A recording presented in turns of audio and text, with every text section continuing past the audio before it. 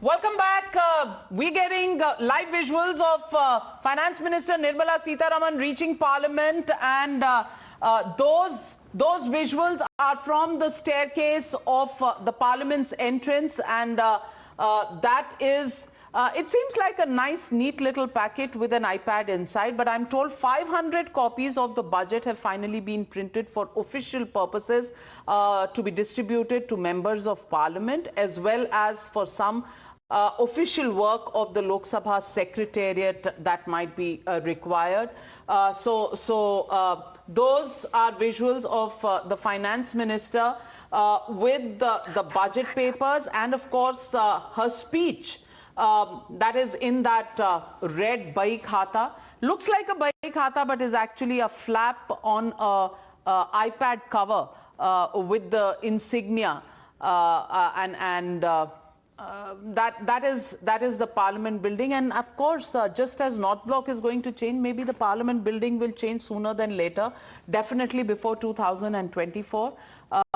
You know, these scenes are possibly to be locked in some microchip in our minds, you know, as these memories of this particular building will, you know, fade away, and a new Parliament will come into operation. Let's try and listen in if there are any insights that we are getting. No, okay, not quite answering anything. If she didn't answer any questions outside North Block, then she's not going to answer any questions here. And, you know, that is the moment really for Finance Ministers. Cabinet by her. Meeting right after this. Right after this, she walks into room number 62 on the first floor of Parliament building. And that room number 62 is where the cabinet meeting takes place. And this time, you know, the cabinet meeting will also have social distancing, and you know, that's where she will brief all her cabinet colleagues. And let me go across to our very eminent guest joining us this morning, Sanjeev Mehta. He is the chief of Hindustan Lever. Thank you very much for joining us. Also with us, Chandrajit Banerjee, Director General of CII. First to you, Mr. Sanjeev Mehta.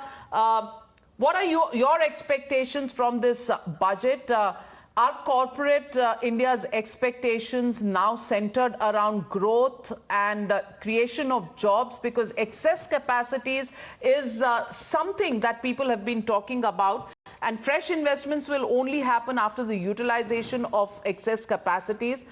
With the consumption rates upwards of 7% as displayed by the economic survey, do you think there's scope for greater expansion of corporate India this year? You know, you're absolutely right. Our expectations are that it should be a growth-oriented budget. Our expectations are also that it will renew the confidence in the economy, bring in hope and optimism, and it will build on the excellent budget that was presented last year. Now, circumstances are a bit different. Last year, when Madam Finance Minister presented the budget, we were staring at an economy which had shrunk. This year, we are looking at a scenario where we have recovered all that was lost in the first year of the pandemic. In some ways, it is good, but in some ways, it is tough, because sustaining growth rate is never easy. And you're absolutely right. There are two stress points. One is, of course, the private consumption. And intertwined with that is the fact that private capital investment is not where it ought to be. And they are interlinked. You're absolutely right. When the capacity utilization is in 60s and 70s, you don't see capex happening. But if the demand comes back, if the consumption picks up, then there is no reason why the Indian industry will shy away from investment. And we will then see private capex coming back. Mr. Banerjee, let me come across to you. Your expectation, what are the 3 or 4 things you want to see? It's been a strange year.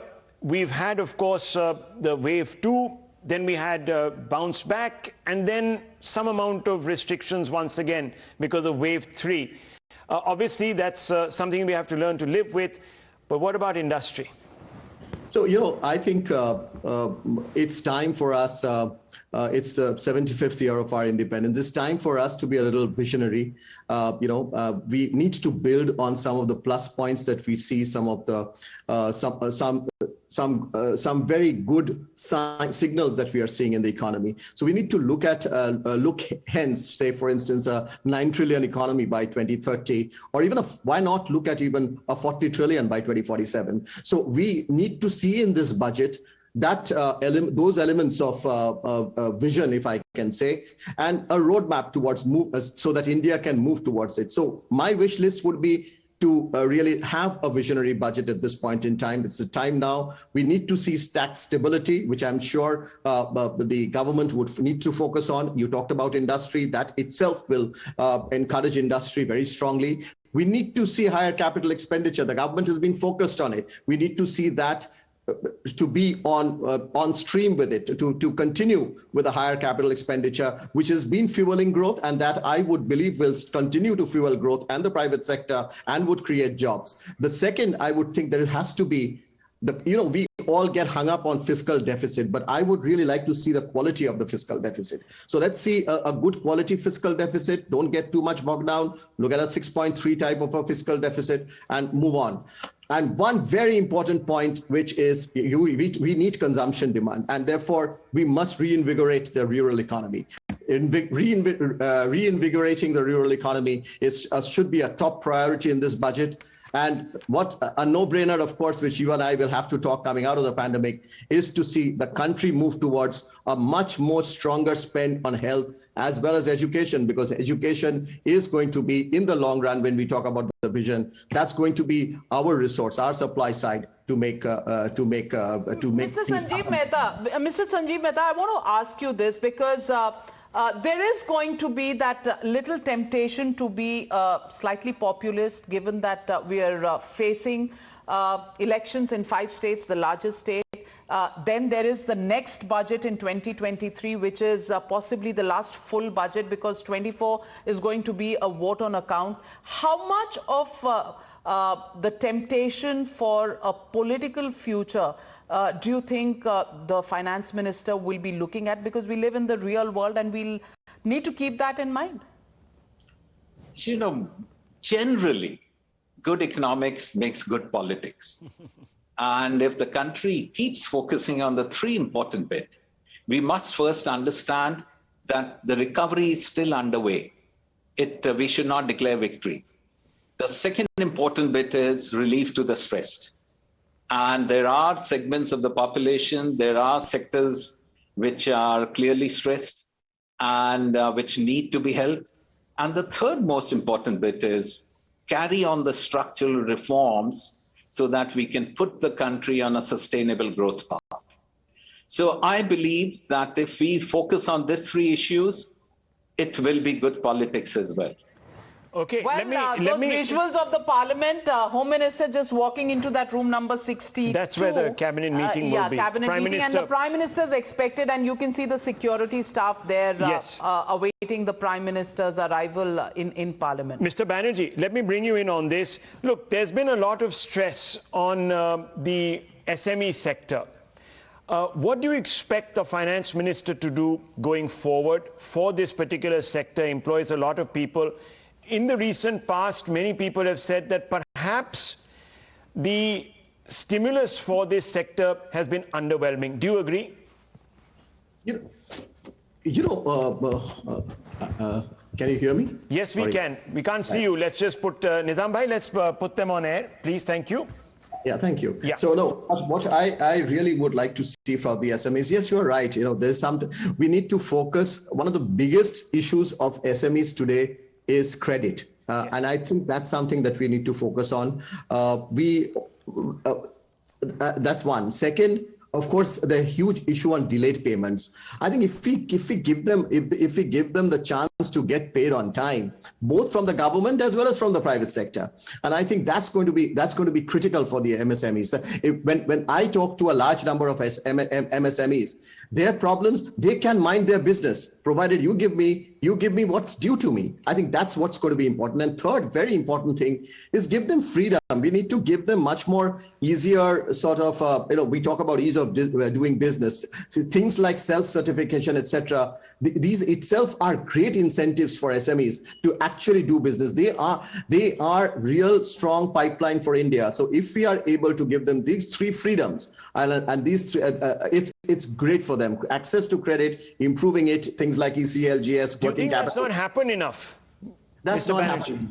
Indeed. And I must say that's not happened enough. There is a lot of movement which we have seen. For instance, the PLI scheme itself get also extended to the MSMEs. They also benefit from the SMEs. So there's a lot which has happened. But when you do business, as you know very well, the ease of doing business, the getting paid on time, these are very, very critical matters because they survive on little finance. So if the payment doesn't come on time, both be it from the government or from the large companies, it becomes very difficult for them to do business. Absolutely. So, you hit the nail on the head, and some of these bottlenecks will need to be eased out.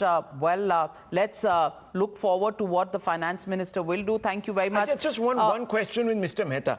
Mr. Mehta, fundamentally this question straight out to you.